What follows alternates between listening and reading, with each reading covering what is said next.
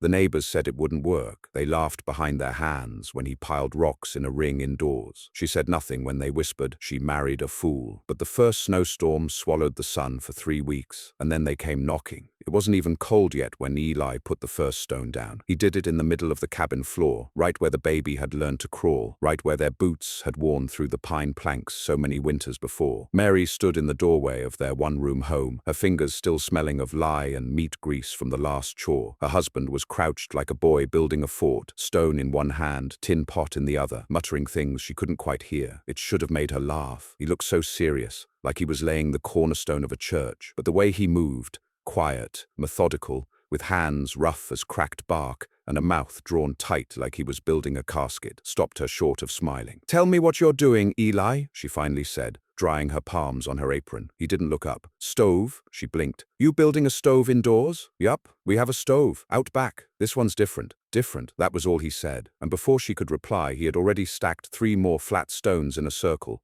lined the inside with sand, and set down a rusted grate he'd dragged out of the barn months ago. It was September. The air still smelled of sunlight and cured leather. The chickens scratched lazily around the doorstep. Their child, Samuel, toddled barefoot across the dirt yard and pointed at clouds. But Eli was building a stove, inside, like winter was already howling through the cracks. That night, Mary lay awake, listening to the sound of stones shifting under Eli's weight. He worked by lamplight while she nursed the baby, scraped dishes, folded cloth, and tried to ignore the sound of metal being hammered against metal. The thuds came steady as a heartbeat, and every now and then she heard him whisper something like, "Just one log, that's all, just one." By the 3rd day, word had spread. Mrs. Trundle from the eastern claim came by for soap and peered inside their door. "Well, would you look at that?" she said, loud enough for Mary to hear from the shed. "Your man building a fire pit in his parlor?" Mary gave no answer. The Trundles had a brick chimney taller than their barn, and an iron stove that took 4 men to move. She'd seen it once. Every edge gleamed like coal. It burned hot enough to warm the whole valley. And still, Mary remembered, last winter they'd lost 3 hens and a cat to frostbite. By the end of the week,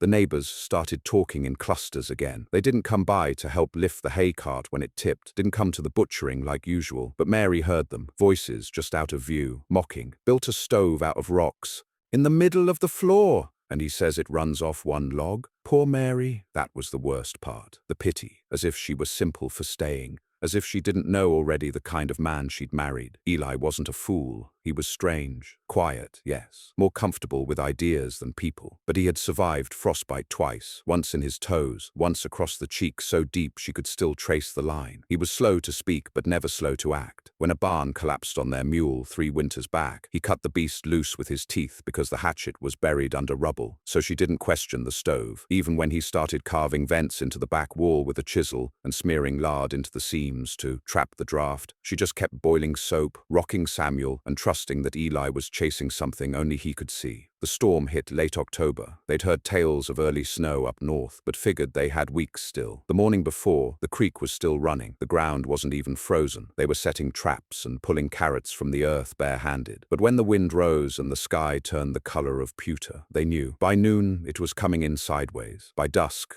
it sounded like God was tearing the seams out of heaven, and by midnight, it buried the fences. It didn't let up for 3 days. Eli lit his stove that first night, just 1 log. Mary thought it would sputter out by morning, but the warmth held. The vent drew the smoke cleanly, and the stone ring radiated heat like a pot left over coals. By the 3rd day, the snow had stacked halfway up the window. By the 5th, they couldn't open the door. The world vanished in white, and still the stove burned. 1 log. The warmth from the stones lingered long after the flame died, and Eli would whisper to it before relighting with a sliver of kindling. He called it feeding the cave. Mary didn't ask. On the 7th day, someone screamed outside. It was faint, far, like the wind had shaped itself into human pain. Eli went still. Mary pressed Samuel to her chest. There it was again. "Help, please." She tried to open the door. It wouldn't budge. Eli grabbed the axe and slammed it into the top frame twice until the snow crumbled in. He climbed through, dragging a rope behind him. It was 10 minutes before she heard anything, and when he returned, he carried a boy, barely older than Samuel, blue-lipped and wheezing. Behind him stumbled a woman, her face blistered,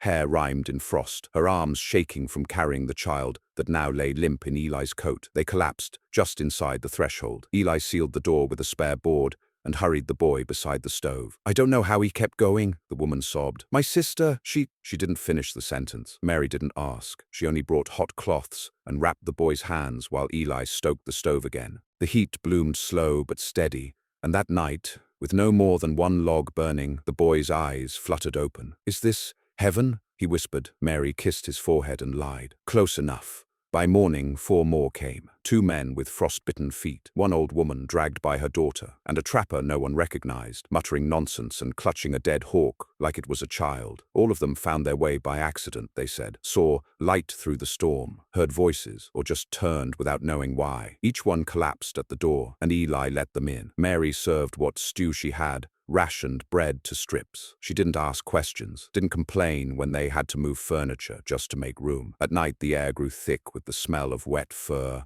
raw feet, and pipe smoke, but the stove still burned, 1 log. It was a miracle, a madness, a mercy. It saved them all, but it wouldn't be enough, because the storm hadn't finished, and neither had Eli. The 8th night came like a warning, the kind that slips into the bones before it enters the skin. The wind outside didn't howl anymore. It pulsed, like something enormous was breathing against the walls of the cabin, pressing and releasing with dreadful rhythm. The frost on the inside of the windows was an inch thick. The air in the loft had turned brittle, and still the stove pulsed with heat, radiating warmth like a slumbering beast. Eli didn't sleep that night. He sat cross-legged near the base of the stone ring, feeding it the thinnest slivers of wood, no thicker than a finger. He was watching it, Mary noticed, not just tending it, studying like it was alive. The boy they'd rescued, Henry, had curled against her leg earlier in the evening, breathing easier now. He never asked where his mother went. The other woman, the one who arrived first, hadn't spoken in almost 2 days. Mary suspected she knew the answer but wouldn't say it out loud. There were now 9 people in the cabin, 10 counting Samuel, 11 if you considered the hawk the trapper refused to release. They had lined bedrolls along every wall, used flour sacks and hung quilts from the rafters to create some sense of privacy. But the truth was, the cabin had become something else entirely. Not a home,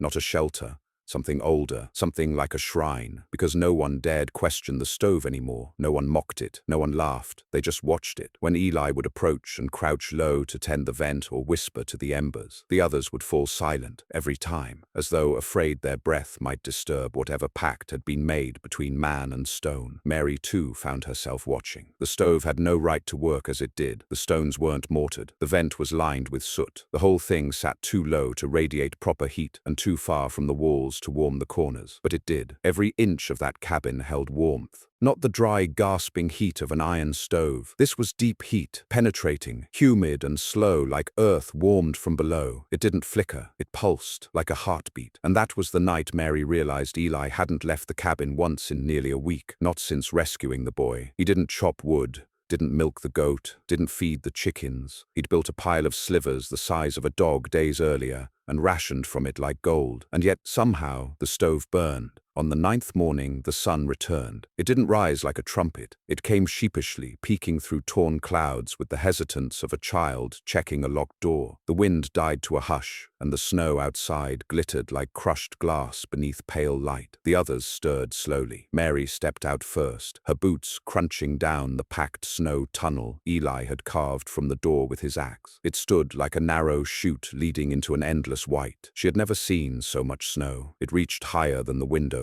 The trees wore gowns of ice. The barn roof had caved, but the silence was sacred. She wanted to cry, but it felt too holy for that. Instead, she breathed, really breathed, for the first time in days. Her lungs hurt. Behind her, Eli emerged, holding Samuel in one arm and a pot of warm water in the other. He knelt and began melting snow into the pot. Samuel giggled. The sound pierced the cold like a bell. By noon, the guests began to gather things. The old trapper muttered something about a debt owed to the hawk and wandered east. The mother and her boy stayed longer, helping Mary clean and dry what remained of their stores. Henry, the rescued boy, wouldn't leave Mary's side. But by sunset, the cabin was quiet again. Only Eli, Mary, Samuel, and Henry remained. And that's when Mary found the letter. It was stuffed beneath the floorboard where Eli kept the stove slivers. Folded once, paper yellowed at the edges, the ink faded in places. She might not have seen it if Samuel hadn't dropped a spoon between the boards. She didn't read it right away. She watched Eli standing out by the old well, staring at the sky like it might split open. He hadn't smiled since the storm passed. That night she opened the letter. Mary, if you find this, it means something's happened. Don't worry. It was always going to happen. I felt it in the heat. It's not just fire, it's hunger. The stones remember things we've forgotten. This warmth, it comes from deeper than wood. I fed it pieces of myself, not just time, bits of my thoughts, memories, old pains. That's why it burns so long on so little. It took a piece of my frostbite first, then the scream I never let out when Pa died, then the part of me that feared I'd lose you. Every log I burn,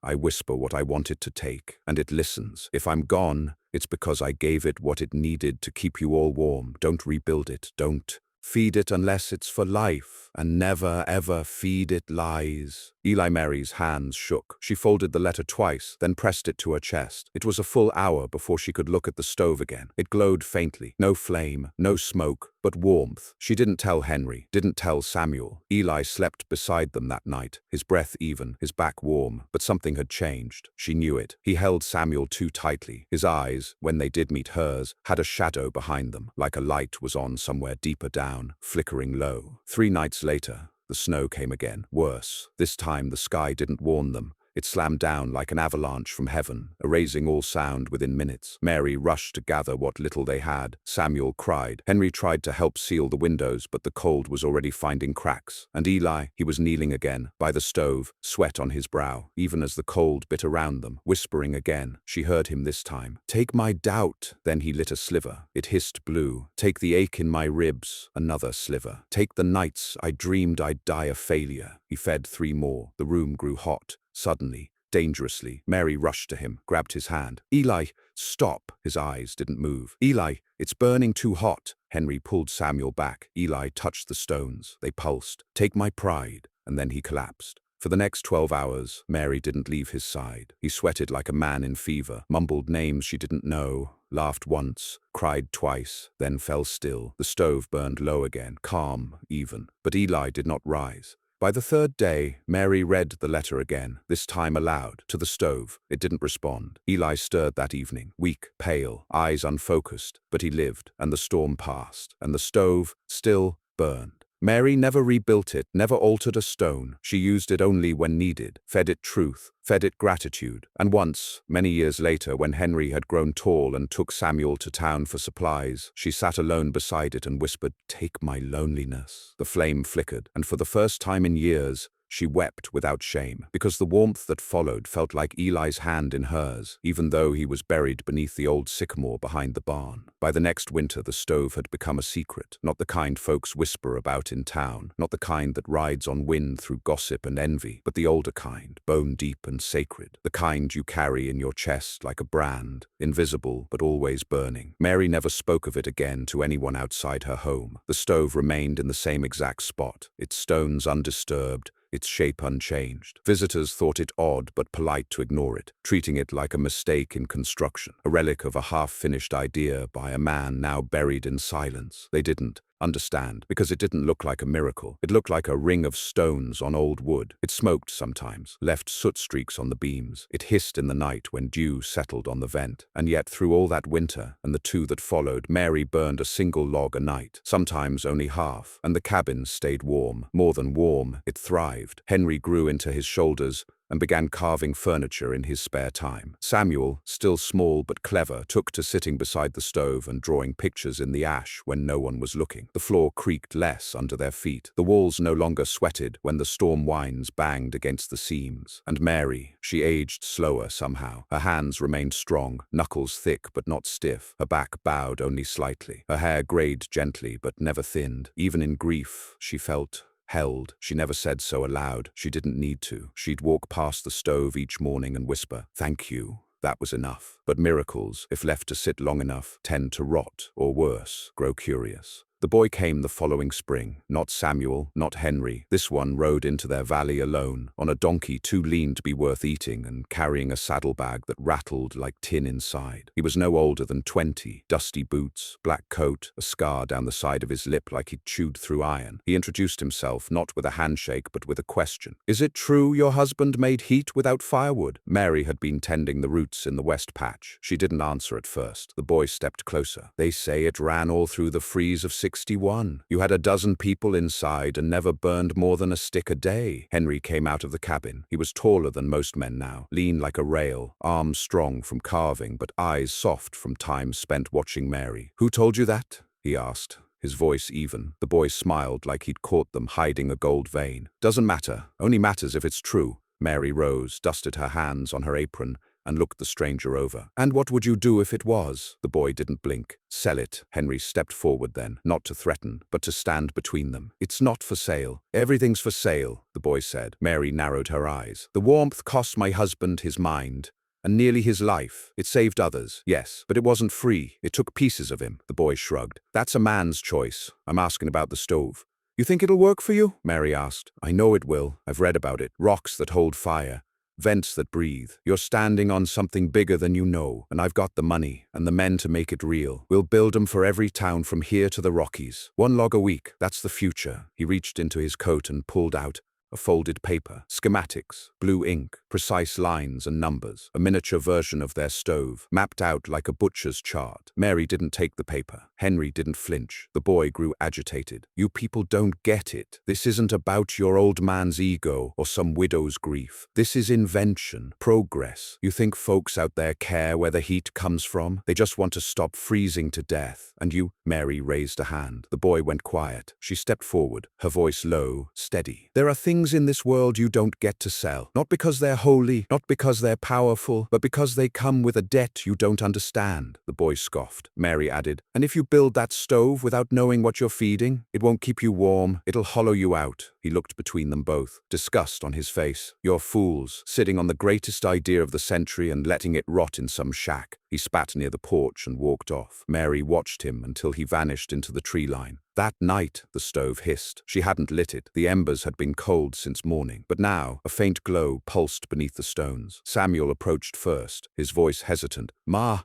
I see it." Henry stood near the door, arms folded. Mary approached and crouched, placing her hand on the side stone. It was warm. "Eli?" she whispered. The heat surged for half a breath. Then stillness. It hadn't done that in over a year. She placed another sliver in and whispered, "Only what's needed." It burned slow, obedient, but something in the air had shifted. The boy returned 2 weeks later, not alone. 3 men with him, all wearing mining coats and belts thick with tools. One carried a sledgehammer, another a shovel, the third a strange brass device that looked part compass, part clock. They didn't knock. Mary was inside, mending a shirt. Henry had gone to town with Samuel. She opened the door before they could touch it. The boy tipped his hat. "Ma'am, I'm sorry it's come to this, but if you won't sell, I'll have to study it where it lies." Mary stepped into the threshold. "You'll do no such thing." The largest man moved forward. "We ain't here to hurt no one. Just need a look." Mary said nothing. The third man pulled the brass device out and pointed it toward the cabin. It clicked, then buzzed. He frowned. "Heat signature, but it's strange, like it's inverted." The boy's eyes lit up. "It's still running." The second man, the one with the sledgehammer, grunted. "We could crack the stone. See what's inside." The boy nodded. "Do it." Mary didn't move. The man stepped forward, but before the hammer could rise, a noise erupted from beneath the floorboards. Not a bang, not a roar, a breath. The cabin exhaled. Every window fogged. Every board groaned. The vent shuddered and spat a puff of black smoke. The hammerman froze. Then the floor between them glowed, not with fire, but with memory. Voices, whispers, laughter, pain. The boy staggered back, holding his ears. The brass device shattered in the third man's hand, and from the center of the stone stove, a voice echoed. Not Eli's, not Mary's, something older, deeper. "This warmth is not yours." The wind slammed the door shut. When they opened it again, the men were gone. Only the boy remained, kneeling outside, sobbing. He looked up at Mary, tears cutting tracks through ash on his face. "I didn't know." She knelt beside him. "I told you, the debt is real. He didn't ask to come in. He didn't need to." She placed a hand on his shoulder. "Go, build stoves, but use stone that's never seen pain, wood that's never held memory. And when people ask if it works like this one, tell them no, because it doesn't." He nodded, rose slowly, and vanished into the trees. Mary stood there a while, her hand still faintly warm from the boy's jacket. She looked back at the stove. Its glow had faded, but the warmth remained. 2 winters passed without another soul hearing the stove speak. Henry married a girl from town, moved 2 valleys east, built a house with thick stone walls and wide windows. But he always returned in January, bringing Samuel, now nearly grown, with fresh bread and new stories. Samuel took to carving eventually, like Henry, but he was quieter about it, more thoughtful. He would sit near the stove at night, running his fingers along the grains of wood, as if listening for echoes. And once, just once, Mary caught him whispering to the flame. She didn't ask what he'd given it. She only watched to see what it returned. The winters didn't grow kinder. Time, for all its steady passage, refused to dull the sharp edge of the mountain cold. If anything, the storms grew stranger with each passing year. Winds arrived without warning and departed without apology. Snows fell dry and hard like sifted gravel. The stars themselves seemed farther away on clear nights, smaller, colder, harder to believe in. But Mary endured. Her hands, now mapped with years, still lifted pots with ease, her back bent only in private. And when neighbors came asking, because they always did, she still offered warmth, bread, and what little advice she deemed harmless. The stove remained the same, no cracks, no decay. The ring of stones still sat at the center of the cabin like a watchful eye. She never moved it, never dusted it either. It wasn't furniture, it was witness. She burned one log each night, sometimes less, and never more than needed. One autumn, when the leaves turned the color of dried blood and the birds flew west too early, Samuel came to her with a request that sat heavy in his throat. He was nearly grown now, broad-shouldered, quiet-eyed. His hair had taken the same curl as Eli's once had, and his voice held a steadiness that made strangers listen even when he spoke in questions. "Ma," he said, staring at the glowing stones as if they'd answer for her, "I think I want to build one." Mary, who was shelling peas at the time, didn't look up. "No, I'd do it right. I wouldn't feed it like others. I'd use good stone, vent it proper, keep it safe." She set the bowl down. "You want a miracle you can control." He shifted, guilt flickering in his eyes. "No, I just don't want to see you get old here alone." Mary leaned back, her spine creaking like the cabin walls. "Samuel, you don't need to carry my loneliness on your back. That's not warmth. It's worry in disguise." He crouched beside her, hands folded. "I see the way people treat you now, Ma. They think you're a witch, that the stove is some trick you won't share. Henry says they're jealous, that maybe one day they'll try to take it again." Mary looked at the fire. "They already tried, and it's still here. I don't want to wait for maybe. I want to protect you." She sighed. "Then promise me one thing." He nodded. "Anything. Never build another like it." He opened his mouth, but she raised a hand. "This stove isn't a tool. It's a promise. Your father gave it pieces of himself because the world needed saving. But every piece he gave, it kept. It doesn't forget. And one day, if someone feeds it too much of the wrong thing," her voice trembled, "it'll start asking before you even offer." Samuel bowed his head. "I promise." She smiled. "Then you've already protected me." That winter, Mary fell ill. It wasn't sudden, nor cruel, just the quiet unraveling of a woman who'd lived enough years to understand that even warmth has a cost. She grew slower, began forgetting small things. The name of her first goat, the month Eli died. Once, she called Henry by his father's name and wept when she realized it. But her hands still moved when the fire needed feeding. Each night, one sliver, one breath, one whisper, only what's needed, and the stove listened, until the night it didn't. Samuel had gone to town for salt. The storm came down fast and wrong, windless and silent, like a great blanket dropped from the sky. Mary hadn't planned to burn the fire that night. The cabin still held warmth from the sun, but as she sat by the stove, her knees wrapped in quilts, she heard something beneath the floorboards. A sigh, then another. The stove was breathing again. She leaned forward. "You're restless." The stones glowed faintly. "He's gone," she whispered. "He'll be back soon."